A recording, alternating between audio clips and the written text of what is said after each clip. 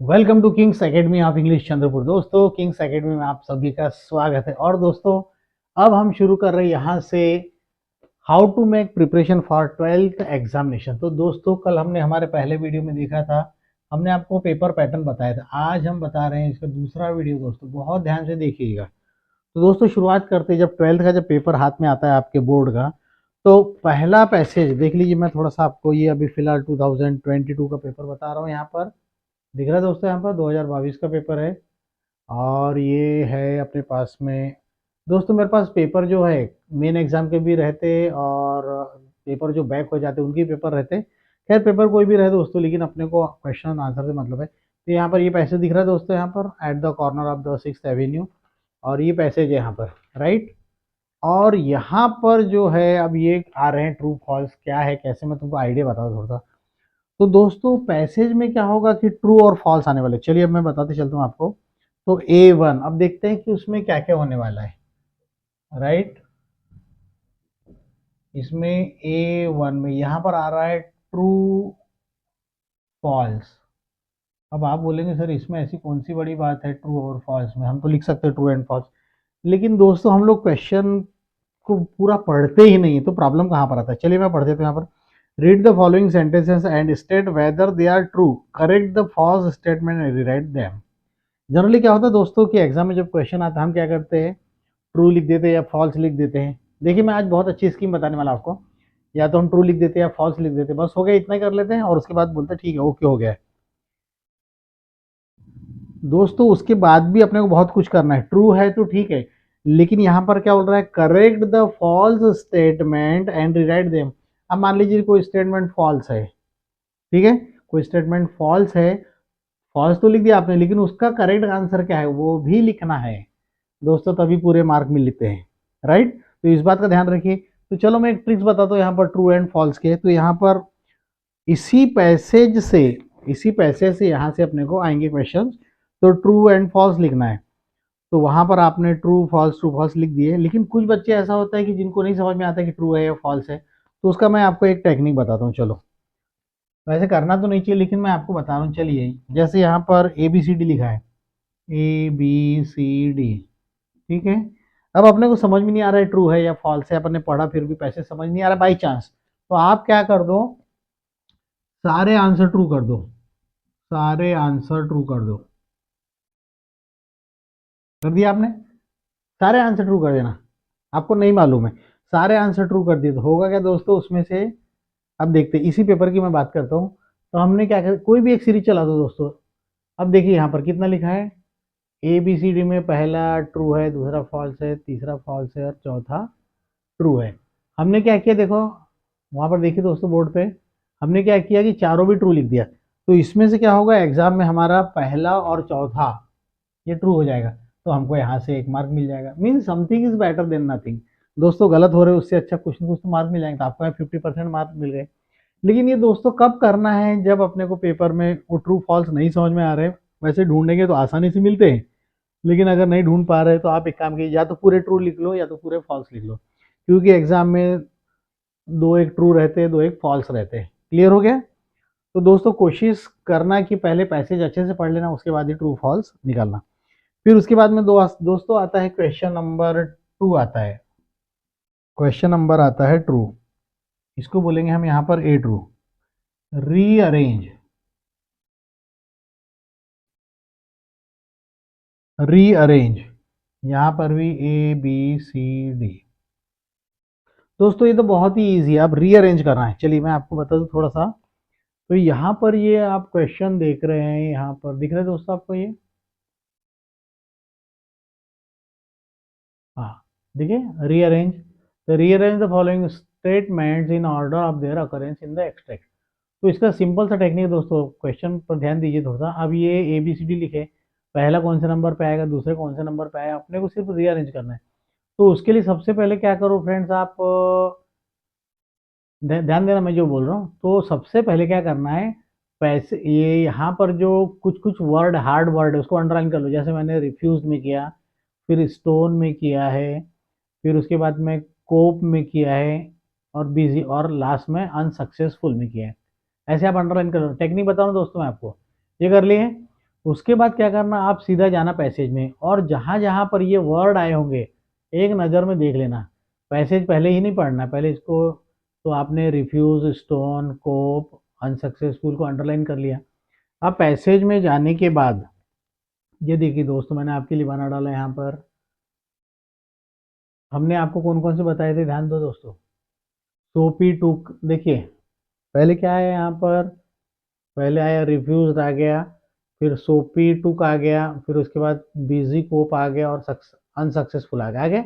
ये वर्ड थोड़ा सा साइड में लिख लेना, अब पेज पलटाएंगे तो आपको ध्यान में आ जाएगा। देखिए ये पेज है, ये पेज दिख रहा है आपको, और उसी के बाजू में पैसेज है। तो पैसेज के बाजू में, चलो मैं आपको बताते चलता हूँ थोड़ा सा इसका डिस्प्ले कैसा होने वाला है। तो यहाँ पर देखिए दोस्तों, हमने जो पहले वर्ड लिए थे कौन कौन से, तो यहाँ पर आप देखते चलते हो। सबसे पहले देखो सोपी टूक एक आ गया, फिर उसके बाद में चलते देखो रिफ्यूज भी आ गया है, दिख रहा है। फिर उसके अनसक्सेसफुल आ गया है, और उसके बाद में ये आ गया गेट बिजी आ गया दोस्तों। हाँ, तो अब आपको पता चल गया यहाँ पर कि कौन किस नंबर पे। तो सबसे पहला क्या आया मिला हमको, सबसे पहला मिला हमको सोपी टूक। तो बी वाला ऑप्शन जो है, दिख रहा है बी, सोपी टूक। तो इसको पहले नंबर पे लिखना है, ठीक है। अपना पहला सेंटेंस कौन सा हो गया, सोपी टूक का स्टोन एंड डैश। फिर उसके बाद में सोपी टूक के बाद में हमको दूसरा रिफ्यूज वाला आ गया, द पुलिस मैन रिफ्यूज। अब देखते हैं यहाँ पर कहाँ लिखा है, द पुलिस मैन रिफ्यूज, यानी पहले बी नंबर लिखेंगे फिर ए नंबर लिखेंगे। दिख गया दोस्तों, रिफ्यूज लिखा है ये, दिख गया रिफ्यूज। हाँ, तो पहले हमने क्या किया, सेकंड नंबर लिया, फिर पहले बी लिया, फिर ए लिया, फिर उसके बाद हम चलते दोस्तों, ये अनसक्सेसफुल दिख रहा है दोस्तों, ध्यान देना, ये आया अनसक्सेसफुल, चौथे नंबर वाला है। तो हमारी सीरीज कैसी बन रही है यहाँ पर, B A D C, right friends. तो दोस्तों अब इसमें हम जब लिखेंगे यहाँ पर आंसर, तो पहले क्या लिखेंगे, पहले बी, फिर ए, फिर डी सी। सिर्फ उसको अरेंज करना, कौन सा पहले नंबर पे आएगा, कौन सा दूसरा नंबर। तो बहुत ही आसान होता है दोस्तों, और ये आपको आसानी से मार्क मिल जाएंगे, राइट फ्रेंड्स। तो चलते अब तीसरे क्वेश्चन की तरफ, बहुत ध्यान से देखेंगे। A3, अब यहाँ पर हमने दिया A3। अब A3 में थोड़ा सा देखेंगे क्या है, read the following sentence and write down what it means. अब यहाँ पर दोस्तों कुछ क्वेश्चंस थोड़े से रहेंगे, वो गैस करना पड़ेगा आपको। तो ये आपको पैसे से मिल जाएंगे, और थोड़ा सा अपने को बनाना भी पड़ेगा, ठीक है। तो रीड द फॉलोइंग सेंटेंसेस, और तो यहाँ पर दो सेंटेंस दिए हैं, इसको पढ़ना है और उसका आंसर अपने को लिखना है। फिर दोस्तों एक क्वेश्चन आया, अब जैसा पैसेज रहता है वैसे ही क्वेश्चन चलते हैं। तो यहाँ पर एक पर्सनल रिस्पॉन्स, ये तो हमेशा दोस्तों अनसीन पैसेज रहे या पैसेज रहे, उसमें अपने को देखने को मिलेगा। तो यहाँ पर मैं पढ़ता हूँ कि suppose you are a manager of a hotel, मान लीजिए कि आप एक होटल के मैनेजर है। तभी क्या होता है कि एक गरीब लड़का, a poor boy has taken dinner in hotel. तो आपके होटल में क्या होता है कि वो एक गरीब लड़का खाना खा चुका होता है, खाना खाली रहता है, और वो देखता है कि उसके पास बिल पे करने के लिए पर्याप्त पैसा नहीं है, right. Describe how will you react in the situation. ये तो आपको स्टोरी बताया है कि आप मैनेजर है, ध्यान देना, आप मैनेजर है। अब मैं आप उस होटल को रन कर रहे, ठीक है, मैनेजर है आप। और फिर आपको क्या हुआ कि एक आपके होटल में गरीब लड़का है, उसने खाना पीना खा लिया और बोलते हैं मेरे पास पैसे नहीं देने के लिए। तो आप उस केस में क्या करेंगे, ठीक है। तो दोस्तों ये कहलाता है पर्सनल क्वेश्चन। तो आपकी इच्छा है कि आप क्या करना चाहेंगे। तो आप ऐसा बोल सकते हैं कि I have kind heart and I will let him go. मेरा दिल बहुत, मैं बहुत दयालु हूँ और मैं उसको जाने दूंगा। और उसको, मतलब हम सबसे पहले क्या बताएंगे, आई हैव काइंड हार्ट, मेरा दिल बहुत दयालु है। और आगे कह सकते हैं कि I will allow him to go, और मैं उसको जाने दूंगा। And advise him not to make mistake again and again, और मैं उसे बताऊंगा कि ऐसी गलती दोबारा नहीं करना है। और जैसा आपका दिल करे दोस्तों वैसा हम लिख सकते हैं। चलते हैं दोस्तों फिर अगले क्वेश्चन की तरफ। तो ये पर्सनल रिस्पॉन्स हो गया। फिर यहाँ पर आया लैंग्वेज स्टडी। अब यहाँ पर on the opposite of the side of the street was a restaurant of no great pretension. यहाँ पर दोस्तों एग्जाम में उसने क्या करना है ये बताया ही नहीं है। On the opposite side of the street was a restaurant of no great pretension. तो दोस्तों अगर एग्जाम में कभी ऐसा आपको क्वेश्चन आ जाए और बोले कि वहाँ कुछ लिखी नहीं, दिख ही नहीं रहा है कि क्या करना है, तो ऐसे केस में आपको बोनस मिल जाएगा दोस्तों, वो 1 मार्क मिल जाएगा, आपकी किस्मत है वो। अगला, man who smash window don't remain to chat with the police. इसको सिंपल सेंटेंस बनाना है दोस्तों। तो यहाँ पर अब सिंपल सेंटेंस बनाना है दोस्तों, इसको आपको अलग से भरपूर पढ़ना पड़ेगा, ग्रामर का पार्ट है, ध्यान से देखिए जो। तो इसमें मैं आंसर फिलहाल आपको बता देता हूँ, चलिए, क्योंकि ये फर्स्ट में क्या करना है, इसमें क्या करना है ये बताया नहीं, तो आपको बोनस मिल जाएगा यहाँ पर। अब इसका आंसर देखते हैं हम सिंपल सेंटेंस का। Man smashing window don't remain to chat with the police.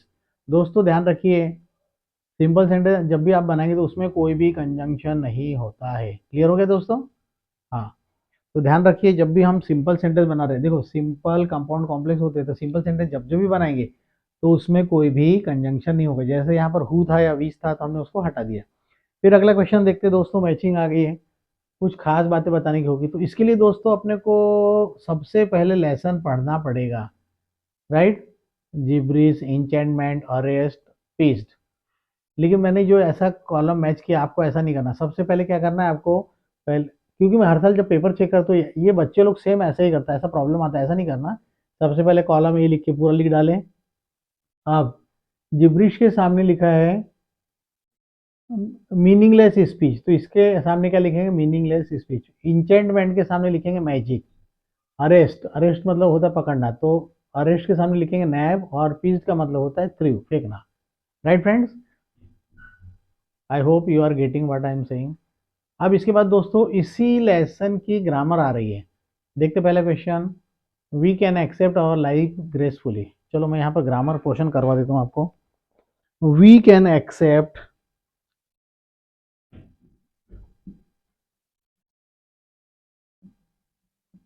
We can accept life gracefully.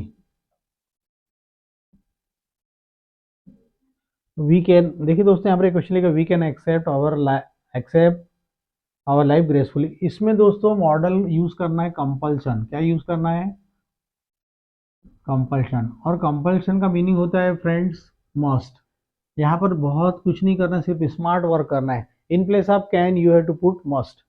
तो क्या हो जाएगा answer, we must accept life gracefully.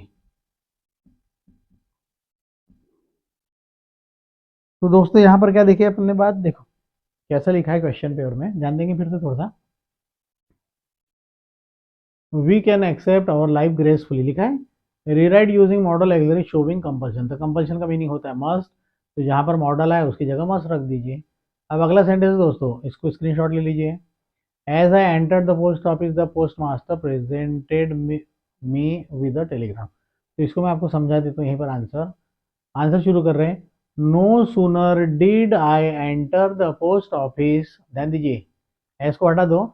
No sooner did I enter the post office then the post master presented me with a telegram. लिखा दोस्तों? हाँ, तो ये grammar है दोस्तों, ग्रामर भरपूर है, तो पढ़ना पड़ेगा, उसको नोट्स देखना पड़ता है। चलिए अब तीसरा नंबर लेते हैं। The mother looks after her child. माँ अपने बेटे की देखभाल करती है। यह है दोस्तों रिटोरिकल सेंटेंस। इसका आंसर नोट कर लीजिए। Mother looks after her child, क्या हो जाएगा इसका answer? Doesn't the mother look after her child, क्या हो जाएगा? Doesn't the mother look after her child, question mark. हो गया दोस्तों, ये हो गई ग्रामर। और उसके बाद में दोस्तों एक आता है B2। अब यहां पर आएगा spot the error, spot the error. Right friends, तो यहां पर क्या होगा, जैसे एक सेंटेंस दिया यहां पर, जैसे दिया है summers in Delhi are extremely hot, लिखा है यहाँ पर। तो अब इस सेंटेंस में दोस्तों गलती है, देखिए गलती कौन सी है। समर्स नहीं होता दोस्तों, इसमें अपने को मिस्टेक निकालना है और उसको सेंटेंस को फिर से लिखना है। Summers in Delhi are extremely hot, extreme hot नहीं होता। अब इसमें गलतियां हैं, तो समर्स कभी नहीं होता, तो समर इन दिल्ली, और आर प्लूरल है तो अपने को इस चाहिए वहां पर। तो summer in Delhi is extremely hot, extreme hot नहीं बोलते, एक्सट्रीमली हॉट। तो हमको ये ऐसा आंसर लिख लेना है, हो जाएगा। समर्स इन दिल्ली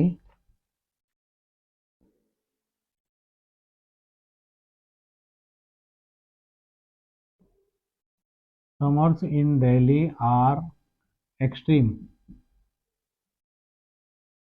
हॉट, ये क्वेश्चन है दोस्तों। तो इसमें क्या करना है, यहाँ पर हमको इसमें स्पॉट करना है, मीन्स गलती ढूंढना है और इसको सही लिखना है। तो समर्स नहीं होता तो क्या हो जाएगा, इट समर्स इन दिल्ली, और आर की जगह क्या हो जाएगा, इज, और यहाँ पर एक्सट्रीमली हॉट। ये हो गया आपका आंसर। तो दोस्तों यहाँ पर हो गए अपने पूरे कितने मार्क्स हो गए, यहाँ पर पूरे 12 मार्क हो गए। तो उम्मीद करता हूँ कि अभी एक दो पैसेज और लेंगे। जैसे हमने यहाँ पर ध्यान दीजिए दोस्तों, यहाँ पर जो क्वेश्चन नंबर 1 है वहाँ पर पैसेज में ट्रू फॉल्स है, रीअरेंज है, इसमें एक दो पैटर्न और है, मैं आपको अगले वीडियो में बताने वाला हूँ। तो अगर आपको वीडियो पसंद आ गया होगा तो उसको लाइक कीजिए, सब्सक्राइब कीजिए, और अपने दोस्तों में as much as possible try to share it. Thank you very much.